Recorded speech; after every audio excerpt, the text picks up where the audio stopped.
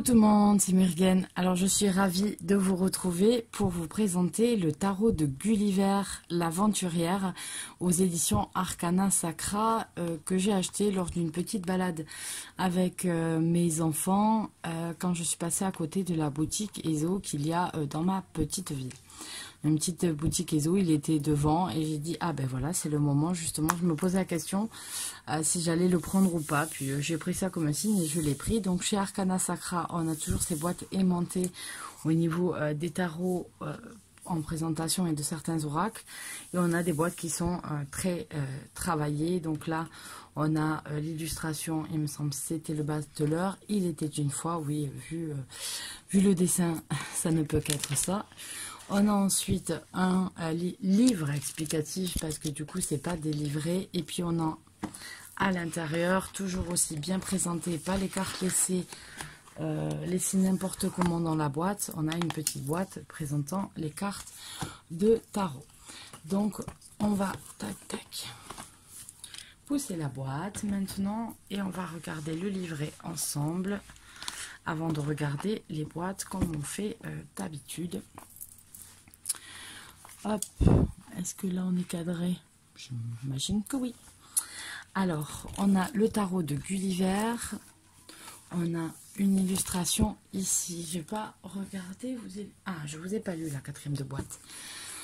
Votre voyage initiatique commence ici. Préparez votre baluchon et entrez dans l'univers de Gulliver l'Aventurière. La célèbre artiste vous amène dans sa vision romanesque et revisite les 78 lames du tarot de Marseille. Voilà, donc on sait qu'on est dans un tarot de Marseille et non un tarot Rider-Waite. Donc on va avoir certaines cartes moins illustrées que sur un Rider-Waite. Alors pour info, Gulliver, pardon, c'est celle qui a fait l'oracle de la déesse sombre, qui a travaillé aussi pour l'oracle sur les runes. Et elle va sortir le Normand chez Arcana Sacra, je pense, dans quelques mois, ou peut-être quelques jours. Je ne suis pas très au point des sorties qu'il va y avoir. Donc on a tout un livre, vous voyez la cote comme ça. On a un livre qui est sur fond noir, pour rester dans l'esprit un petit peu des illustrations de Gulliver. Donc en fait on va avoir systématiquement et directement en fait le sommaire et puis une toute petite préface, et de suite on s'occupe des lames. Pardon. Donc on va avoir le bateleur avec une illustration en pleine page de la carte en couleur avec les mots-clés. Et il était une fois, un matin, je m'éveillais avec une petite bourse en poche dont je ne connaissais le contenu. En l'étalant devant moi, je remarquais qu'elle refermait 3 fois rien, presque rien, tout ce qui permettait de muer le plomb en or sans doute. Une plume, un godet, un œuf, un couteau, ou les jeux du hasard, épée, bâton, denier, coupe. J'ai tout rangé sous ma ceinture et chaussé mon plus gros sourire et me suis mis en route. Vers je ne sais où, je ne sais quoi, au cœur, peut-être la joie d'un papillon, peut-être autre chose. Donc... Pardon. Vous avez ces mots-clés et à chaque fois, vous avez en fait une petite histoire sur la carte que vous allez avoir pour tous les arcanes majeurs. Donc parfois, pour les besoins, en fait, tout simplement, de la mise en page, où on veut garder l'illustration à gauche, vous allez du coup avoir des pages comme ça pour prendre des notes si vous le souhaitez. Pour ceux qui aiment bien prendre des notes, vous avez des pages disponibles. Et donc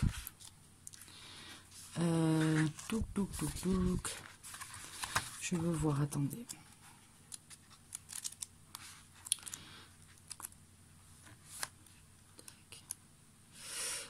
Voilà, vous allez voir que ici, le mât, donc le fou, mais on est dans un tarot de Marseille, s'appelle donc le mât et qu'il n'a pas de numéro et qu'il est placé en dernier lieu dans les explications. Donc j'aime beaucoup retrouver ça, j'aime beaucoup retrouver cet esprit. Ça me gêne un petit peu quand j'ai le fou ou le mât du coup qui a le numéro 0. Voilà, ça me gêne. J'aime bien quand il n'en a pas. Pour moi ça a plus de sens quand il n'en a pas. Et de ne pas le retrouver systématiquement en premier dans le classement, mais parfois en dernier. Je serais tout à fait ravie aussi de le retrouver n'importe où dans les arcanes majeures, tout simplement parce que moi je vous ai déjà expliqué ma vision, c'est que le fou se balade et en fait dans le monde des cartes, le fou lui est celui qui va traverser et rencontrer au fur et à mesure de sa vie tous ces arcanes et ces archétypes pour arriver à la plénitude. Et donc du coup on arrive du coup à voir à la fin, on est quand je le lis comme ça, pour moi juste à la lecture, on est dans un fou qui est déjà assez accompli. Donc vous allez avoir la même chose pour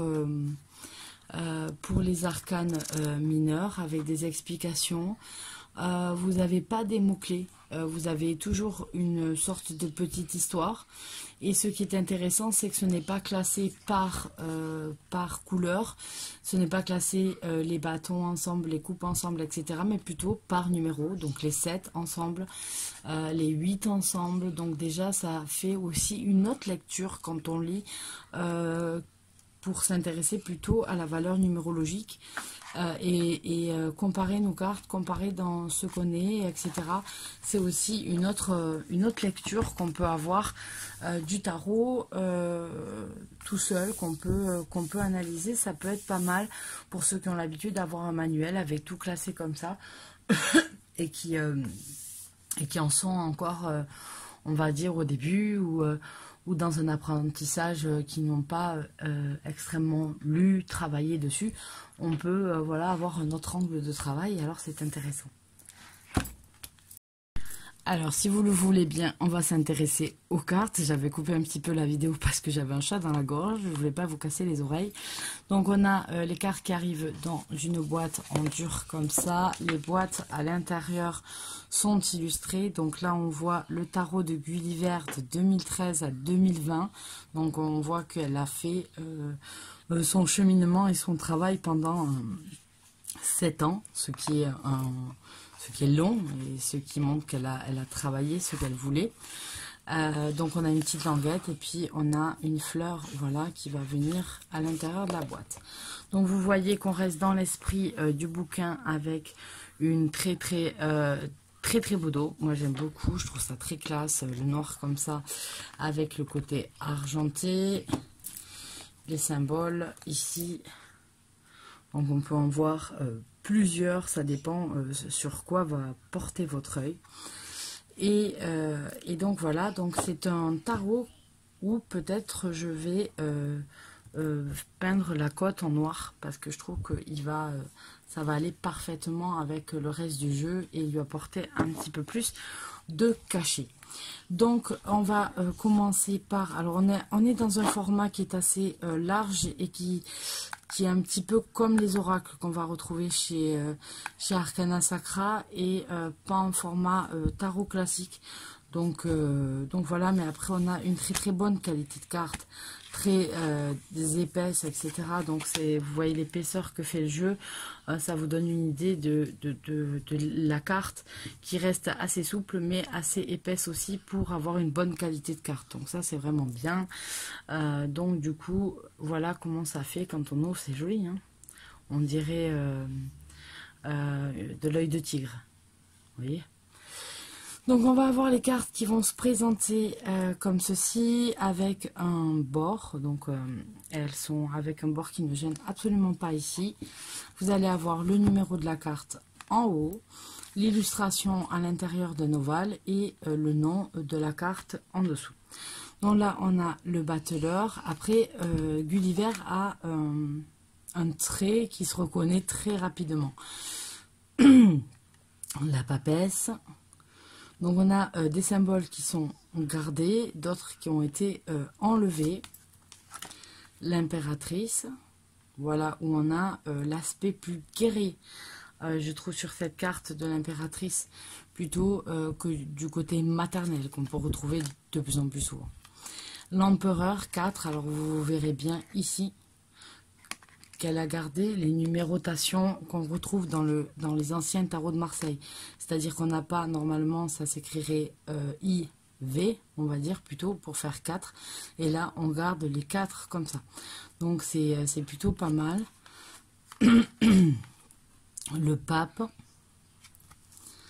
l'amoureux, le chariot, la justice. Donc là, vous voyez bien qu'on est dans un tarot de Marseille. Elle reprend sa place initiale en 8. L'ermite, la roue de fortune, la force, le pendu, la mort, qui elle, du coup, par rapport au tarot de Marseille, a un nom. Elle est numérotée 13, elle a un nom et elle a un numéro. Alors que elle ne s'appelle pas la mort, mais s'appelle l'arcane sans nom. La tempérance en 14. Le diable. Il a une sacrée tête. Je fais pas trop peur, ce diable. Même plutôt sympa. La maison Dieu. L'étoile. La lune. Le soleil. Le jugement. Le monde. Et le fameux mât, qui lui, du coup, par rapport au livre, a le numéro 22. Je préfère quand il n'en a pas. Voilà. Je préfère vraiment, quand on s'abstient, de donner un numéro au mât. Et ensuite, on va avoir le classement par suite.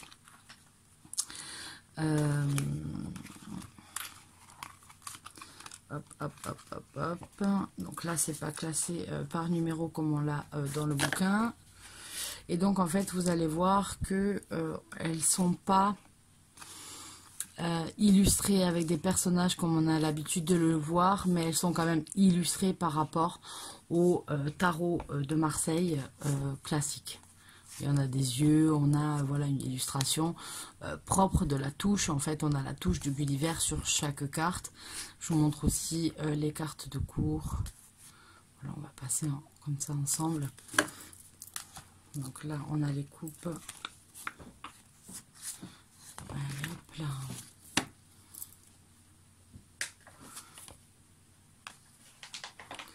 Donc on a voilà, on a quand même des petites illustrations. Donc on va se retrouver un petit peu entre le tarot de Marseille et le Rider-Waite, un peu comme se trouve le Tot au niveau des cartes, des petites cartes en fait, avec une illustration, oui mais pas trop. Voilà. Ces chevaux, je trouve, ils ont une bonne tête à chaque fois. Ils sont mignons. Les chevaux petits animés, je les aime bien. Alors là on a les bâtons,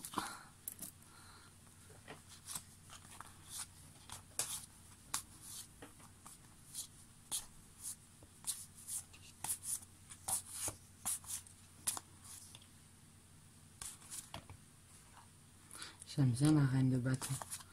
Et vous voyez qu'il y est écrit c'est écrit un peu à l'ancienne, tout en n'étant pas tout à fait.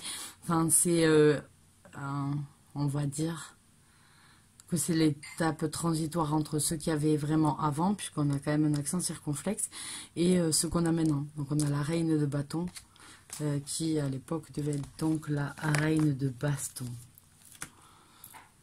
On est au niveau de l'écriture dans la transition. Après, j'ai pas fait lettres, l'étude de lettres, donc je ne sais pas exactement à quel moment on va retrouver. Donc sur les deniers, on retrouve donc l'illustration qu'on avait dans la boîte. Et c'était classique en fait d'avoir des inscriptions des illustrateurs, des cartes, etc. sur les cartes même.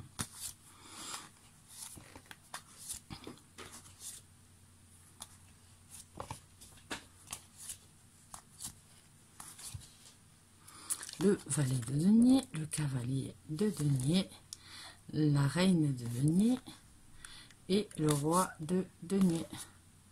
Donc voilà pour le tarot de Gulliver. Donc ceux qui aiment bien les tarots de Marseille plus que les Rider-Waite qui restent très classiques, mais qui aiment aussi avoir un petit peu de fantaisie par rapport aux classiques qu'on peut trouver, je pense que ça peut être un jeu pour vous si vous aimez son trait, bien sûr, puisque quand on est illustrateur, quand on fait des illustrations justement, ça vient toucher les gens et on n'a pas tous la même perception des couleurs, des ensembles de couleurs. Parfois, certains vont aimer, d'autres vont pas aimer. Donc voilà, c'est un peu tous les goûts sont dans la nature et c'est tant mieux. Donc voilà, je vous fais à tous de gros bisous et je vous dis à très bientôt. Bye bye.